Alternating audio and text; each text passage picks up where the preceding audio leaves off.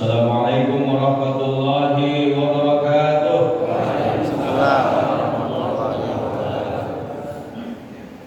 Ahmad ya Habibi, Ahmad ya Habibi, Ahmad ya Habibi, ya Habibi, salam alaika, Salam alaika Ahmad ya Habibi, Ahmad ya Habibi, Ahmad ya Habibi, ya Habibi, Salam alaika Salam alaika. Alhamdulillah rabbil alamin, wassalatu wassalamu ala asyrafil mursalin wa ala alihi wa ashabihi ajma'in. Amma ba'd. Apa kabar Bapak Ibu sekalian? Alhamdulillah. Saya tanya kembali, apa kabar Bapak Ibu sekalian? Alhamdulillah, luar biasa, Allahu Akbar. Saya tanya kembali, apa kabar Bapak Ibu sekalian? Alhamdulillah, luar biasa. Allahu Akbar.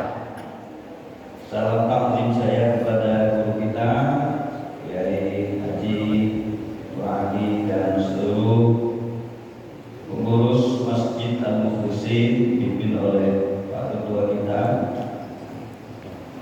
Salam hormat dan sayang kita kepada Asyidul Kiram Ustaz Hasan Fahmi yang tadi sudah mencurahkan ilmunya kepada kita melalui kitab yang begitu indah, sehingga saya dan kita semua tersadar betapa sesungguhnya kita ini terkadang beribadah itu tidak serius. Betul? Ya, betul. Kita beribadah itu tidak serius atau kurang serius. Karena apa? Karena kita berpikir semakin lama usia sudah semakin bagus, sudah semakin Ngobrol. paham. Ternyata hari ini kita difahamkan oleh Ustadz Faham, Ustadz Fahmi. Pak Lurah, terima kasih atas kehadirannya, serta para kiai yang saya tidak bisa sebutkan satu persatu, namun tidak mengurangi rasa takzim dan mahabbah saya. Saya sebenarnya sudah telepon Pak Kiai, kalau boleh saya bilang saya pekan depannya, karena saya baru pulang dari Makassar. Kata beliau nggak bisa, sudah dikirim kemana-mana. Maka tadi saya mohon izin, nanti setelah ini saya harus cabut lagi, bahasa bedanya cabut.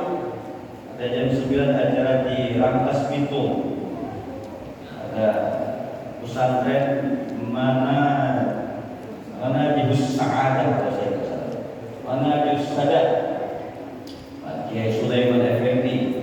Ada diskusi tentang pondok pesantren yang sekarang lagi disorot, dikait-kaitkan. Mudah-mudahan ini adalah pemahaman dari orang-orang yang kepengen bahwa ada perpecahan di antara umat kita ini, sehingga momok yang namanya pesantren itu, sekolah-sekolah agama itu seolah-olah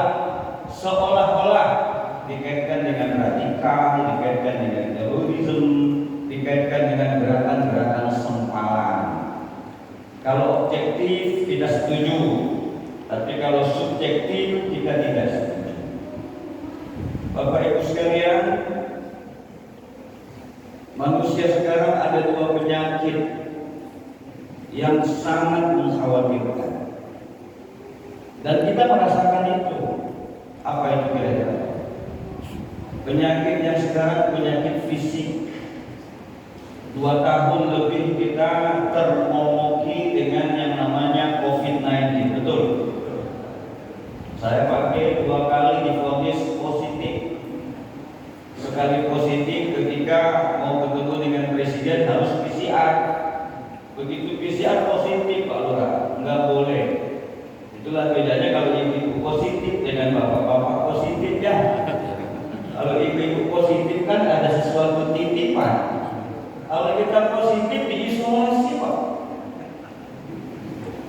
Sebulan kemudian saya ke daerah, begitu mau pulang PCR naik pesawat nggak boleh karena positif lagi.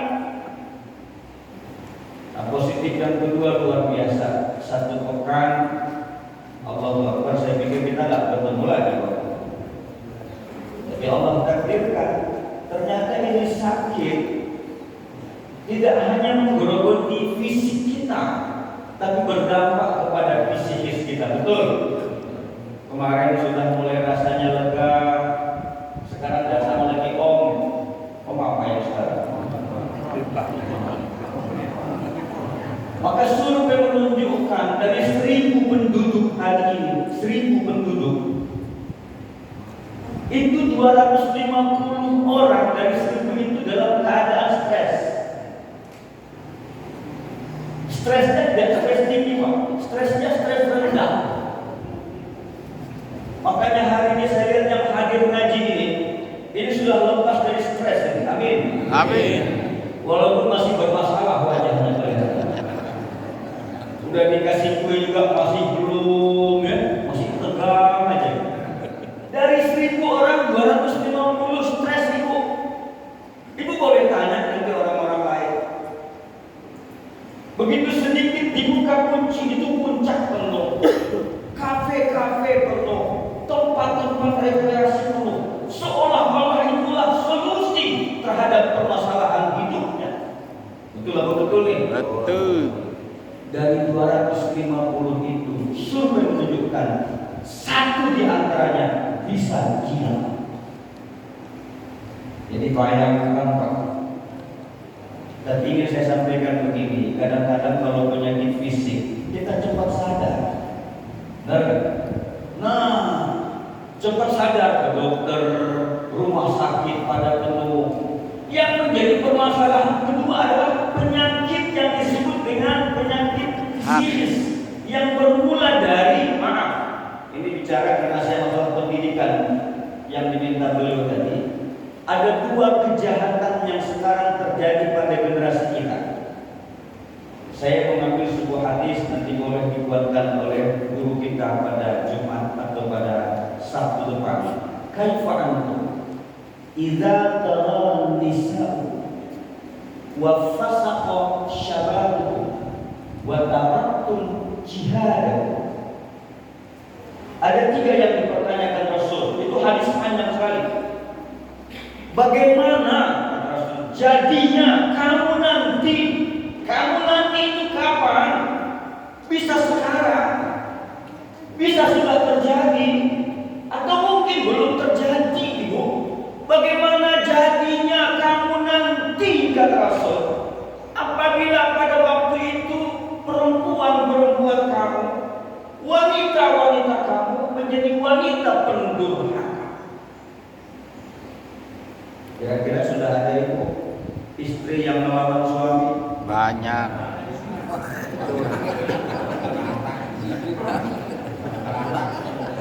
Jadi boleh kenceng. Nah, ini data. Saya punya teman hakim agama. Kemarin saya ketemu di Pekanbaru. Ada beberapa orang teman-teman saya itu alumni IAIN di zaman saya, kebetulan diterima sebagai hakim pengadilan agama. Termasuk ada teman di pengadilan Jakarta Selatan, hakim. Rata-rata mereka itu S2 dan doktor. Saya tanya, bagaimana tentang perceraian terjadi hari ini, tahun 2021 kemarin saya ketemu. Dia sebut begini, terjadi kenaikan di antara 150 sampai 200% selama COVID perceraian di negeri ini. Dan yang paling mengagetkan itu, perceraian itu bukan dari pihak laki. Kalau pihak laki biasa. Ini yang minta cerai itu perempuan. Apa namanya itu, Ustaz? Bukan cerai atau putus talak atau apa namanya itu? Hanya ini pengacara. Ketika dilakukan penelitian, kenapa perempuan itu meminta cerai dari suaminya? Alasannya macam-macam. Ada yang ekonomi bilang karena suami ini berhentiin dari pekerjaan. Betul atau betul? Betul. Bu. Betul. Ada satu kalimat hikmah dari seorang ulama. Kalau ingin mengetahui suami yang terbaik, itu ada kriteria. Ibu mau saya kasih tahu? Mau? Suami yang baik itu kata beliau adalah ketika istrinya muda, dia sayang. Ketika istrinya pun sudah tua, dia tetap sayang. Malah ketika istrinya sakit, dia yang ngurusin istrinya sakit. Itulah suami yang luar biasa. Ada ibu? Ada sekali ya.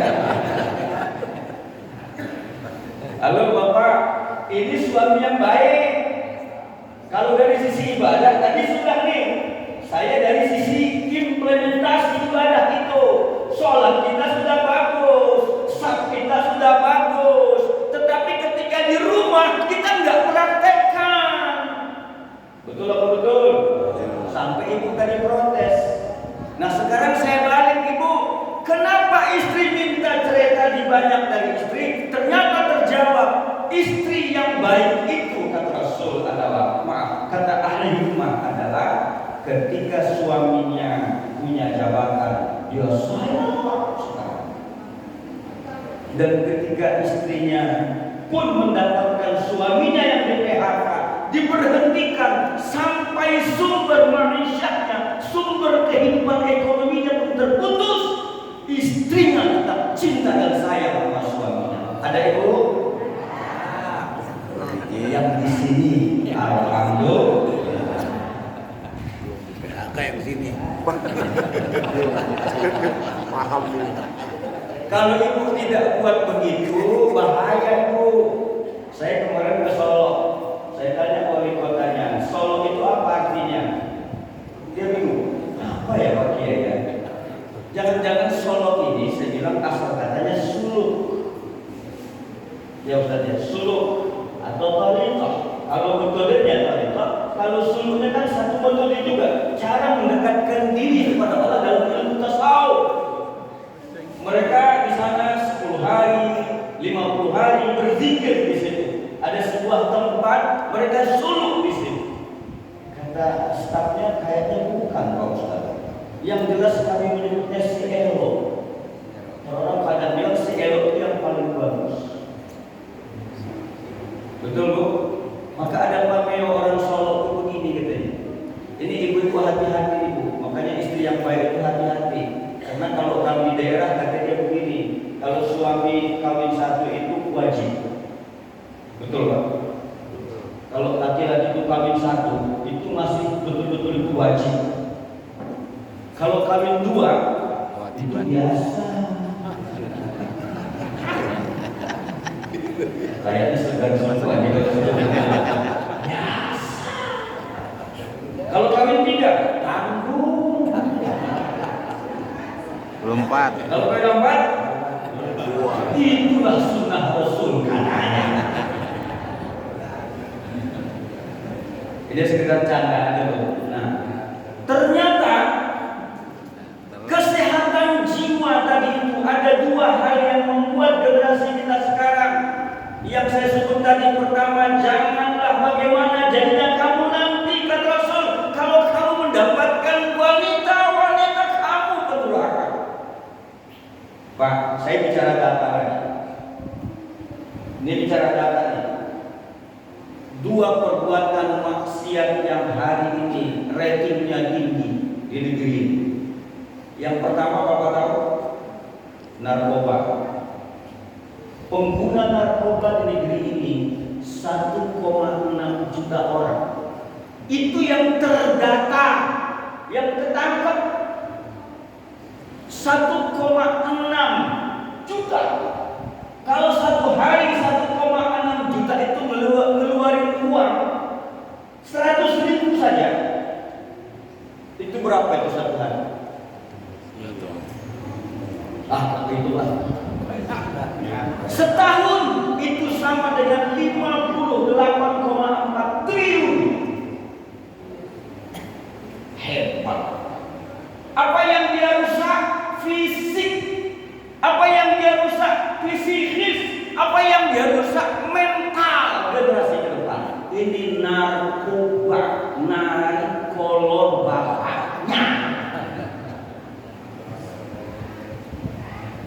bilang begini Pak, agama kita ini tadi diajarkan mengimani Islam, kemudian diajarkan kita mengamalkan Islam. Ada yang lemah kita sekarang mendakwahkan Islam, itu kita lakukan. Dakwah yang paling lemah lagi kita itu adalah nahi mungkar.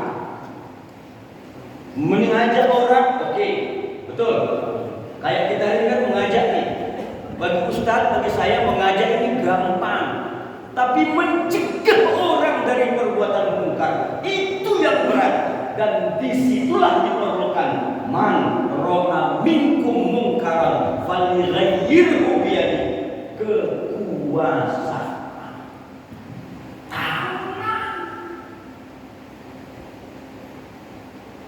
Ini memang masih berbuah. Betul? Ini masih 2022. Halo? Tapi sekarang intrik-intrik untuk memimpin negeri 2024 ke depan itu sudah terasa. Jangan kehilangan tongkat untuk yang kesekian kalinya. Ramai-ramai. Setuju? Siap. Umat Islam harus nyatu. Tadi soal luruskan dan rapatkan. Itu maknanya umat Islam bersatulah. Saya nggak peduli mau dipindah ibu kota mau kagak, yang penting saya tinggal di Jakarta itu aja. Dulu saya pindah dari Medan itu pindah ke mana? Jakarta. Ada teman saya ngajak ke Depok, saya nggak mau. Saya pengen KTP saya Monas. Saya pakai KTP Monas saya Pak. Walaupun di pinggir-pinggir Jakarta. Ciputat masuk ke Jakarta ya? Mau pindah ibu kota, silakan aja, nggak apa-apa. Tapi kemacetan tidak akan berubah di Jakarta, yakin ya. Kenapa? Gedungnya masih ada yang 60 lantai. Itu kita nggak usah bicara itulah. Apa yang ingin disampaikan? Narkoba itu penyakit yang luar biasa. Yang kedua apa lagi? Kemaksiatan yang paling tinggi sekarang pornografi. 90% anak-anak kita usia remaja Bapak itu sudah nonton film porno. Apalagi dalam kondisi sekarang belajar melalui daring yang tidak diawasi oleh bapak emaknya. Sekarang coba Bapak pegang handphone ini. Saya boleh pegang sekarang. 3 menit kita bisa dapatkan itu. Begitu iklan porno. Betul-betul. Bisa kita buka. Sementara pengguna handphone di negeri ini, kami Sumatera itu 87%. Jawa itu sudah 92%. Jadi kami kalah dikit saja dari Jawa. Handphone ini kan macam-macam mereknya, betul lah. Kalau orang Sunda mereknya dulu handphone yang terkenal Nokia. Apa? Iya. Jawab. Kalau dari Aceh itu handphonenya Motorola.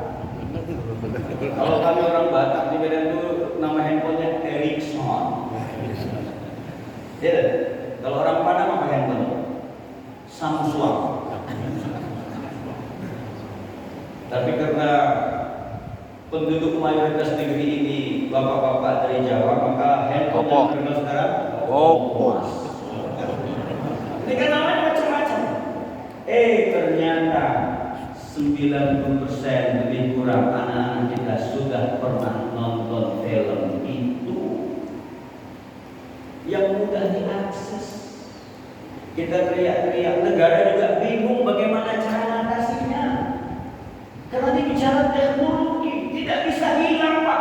Jejak digital itu nggak bisa hilang.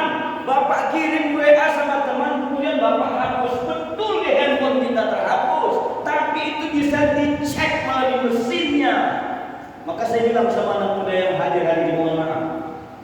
Nanti pada saatnya Pak, anak kita kalau ingin melamar sebuah pekerjaan, mohon maaf Ibu, ingin melamar di sebuah pekerjaan, yang dilihat bukan ijazahnya saja, bukan dilihat keterampilannya saja, tapi akan dilihat jejak digitalnya. Saya bilang, bulan saya sekarang ketua umum Saya bilang sama rektornya, kamu kalau rekrut dosen, tolong lihat jejak digitalnya. Kalau ini calon dosen sering mengakses film porno melalui jejak digital, sepintar apapun jangan terima sebagai dosen, karena itu bahaya pada mahasiswa. Halo, halo, jangan-jangan saya dan kita juga termasuk di antaranya. Ini berdampak kepada fisikis. Bu, saya bicara fakta saja. Ini bicara fakta. Maaf, 1000 kali maaf. 62% anak-anak remaja kita sudah pernah melakukan mendekati seksual. Dari 60% tadi itu 21% sudah melakukan aborsi, menggugurkan kandungan. Siapa itu? Wanita.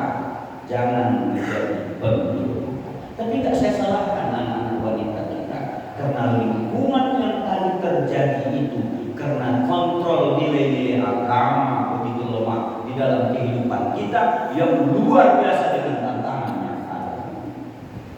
Karena itulah diingatkan, kaifa antum idza talanisakum wa fasaqu syabab, dan pada saat itu ketika wanita-wanitanya sudah pendurhaka, maka lahirlah dari mereka itu anak-anak yang berbuat fasik.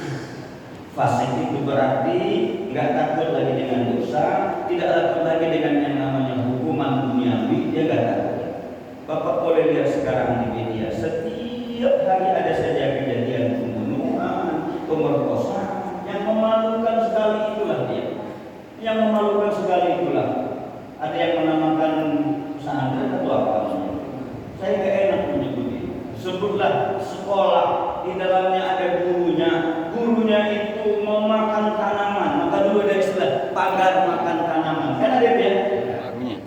Harusnya pagar itu membuat tanaman itu subur. Sekarang yang terjadi apa? Pagarnya makan tanaman. Ada guru disikat dia punya anak murid. Ada pejabat negara harusnya menyelamatkan uang umat. Uang itu dia ambil, dia korupsi. Itu namanya pagar makan tanaman. Ada oknum polisi harusnya dia itu menyelamatkan orang dari narkoba, tapi malah dia ikutnya dari narkoba. Itu kan namanya pagar makan. Maka masjid mukhlisin adalah bahagian pagar itu, pagar yang jangan memakan tanaman. Karena itulah kita buat pengajian subuh ini. Untuk siapa ini? Untuk kita segmen yang usia kepala 5 ke atas. Pak, yang berusia kepala 5 ke atas itu sekitar 27% dari penduduk Indonesia. Jadi metode ngaji begini masih cocok bagi kita kepala 5. Tapi bagi anak milenial itu kelahiran tahun 85-an, Pak. Itu anak milenial. Kira-kira berapa orang yang ngaji anak milenial yang umur 30-40-an? Itu 27% dari penduduk Indonesia. Ada lagi sekarang yang muncul generasi Z. Generasi Z itu kelahiran 2000 ke sini. Itu lebih kurang 25%. Jadi metode dakwah kita untuk anak-anak kita itu memang diperlukan kreativitas. Karena itulah media seperti ini sangat perlu untuk anak-anak muda kita, untuk mereka, karena dia tidak mau lagi dengar kita sekarang melalui ceramah seperti ini. Dia sekarang berburu ke YouTube. Syukur kalau yang mengisi YouTube itu betul-betul kiai. Kalau yang mengisi YouTube itu hanya untuk cari sesuatu, feedback uang dari situ, soal benar apa salah yang kedua, itulah yang terjadi. Maka ngaji jangan melalui, tapi ngajilah datang kepada guru, karena berguru kepada guru yang sanadnya jelas itu keberkahan akan kita dapat. Ibu, karena itulah apa solusinya? Ibu tanya saya, apa solusinya Pak Kiai? Solusi yang pertama adalah Rasul mengingatkan dalam sebuah hadis yang sangat terkenal. Apa hadisnya itu? Adibu auladakum bisalasi khisal. Didik anak, bukan ajar, didik.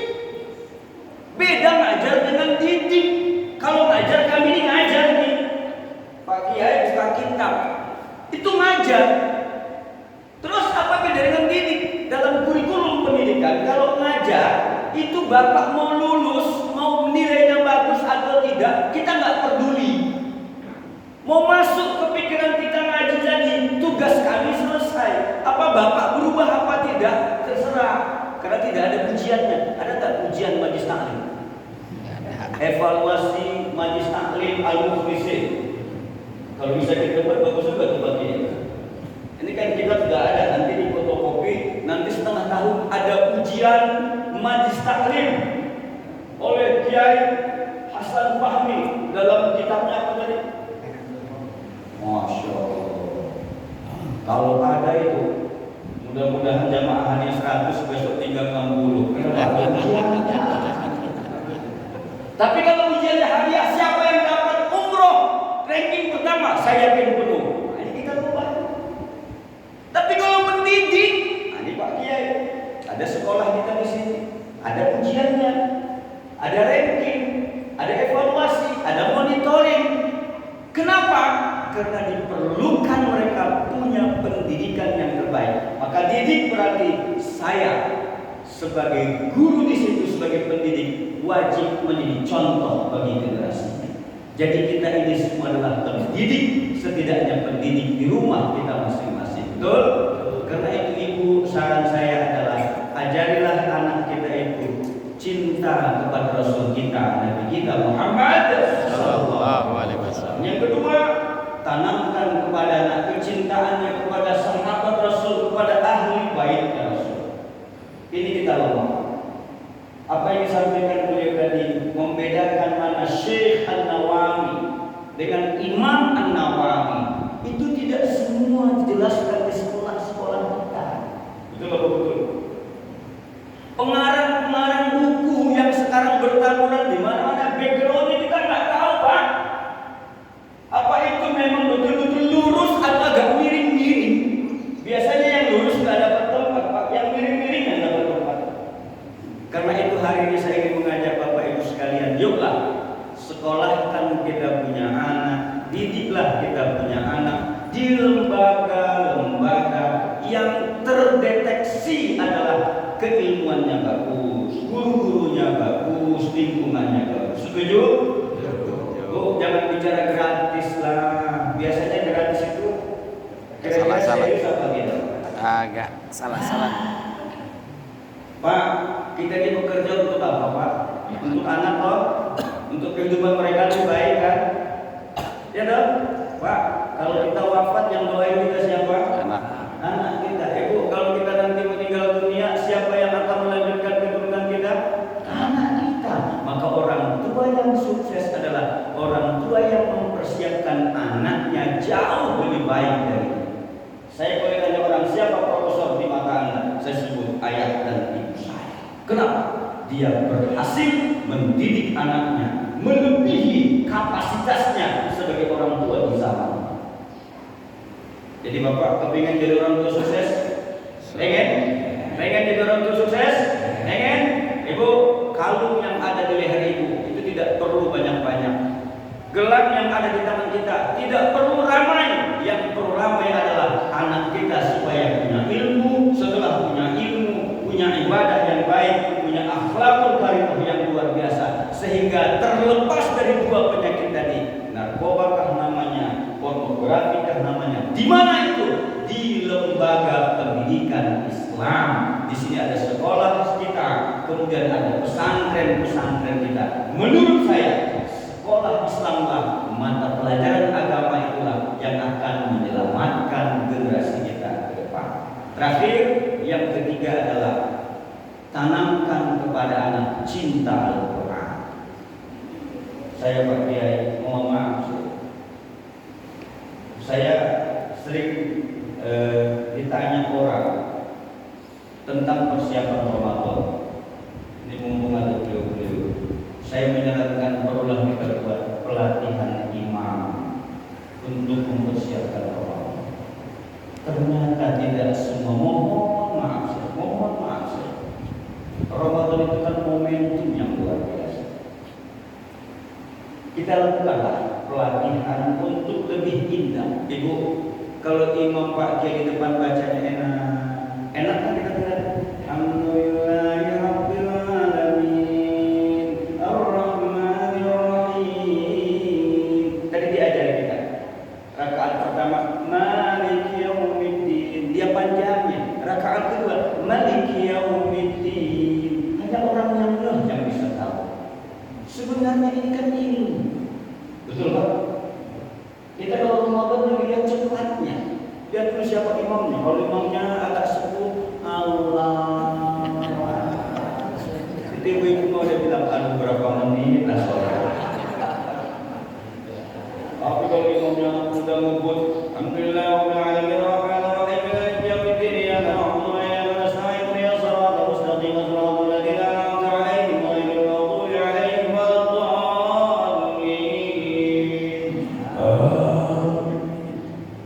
Biasanya kita sambutan cuma. Bu, Bapak sekalian, kalau setuju, kita mohon ini para kiai kita. Benar. Tadi ada bab soal imam. Yang begini tidak menurut kita sepele, tapi itu luar biasa. Menjadi imam itu luar mudah. Tapi ada orang nekat. Pak. Hati-hati anak-anak kita sekarang lebih hafal Quran dari kita, Pak. Betul. Jadi imam di depan Allah, dia mau baca surah Inna Anzalna. Inna lupa. Inna disambung sama kita. Inna lillahi wa inna ilaihi raji'un. Sudah bapak mati aja lah. Saya pikir inilah ya. Jadi kesimpulannya adalah kajian kita hari ini kita teruskan pada Sabtu akan datang. Ngajilah terus. Andaikan saya pun dekat rumah di sini, saya akan ikut. Kenapa? Karena menurut saya ngaji, belajar, baca kitab itu meningkatkan silaturahim yang pasti di antara kita. Yang kedua meningkatkan kecintaan kita kepada Nabi kita Muhammad SAW. Kecintaan itu kita buktikan dengan kita rubah kehidupan keluarga kita rubah kehidupan masyarakat kita. Dengan apa? Dengan hasil dakwah kita sampaikan kepada semuanya. Saya pikir begitulah Bapak Ibu sekalian.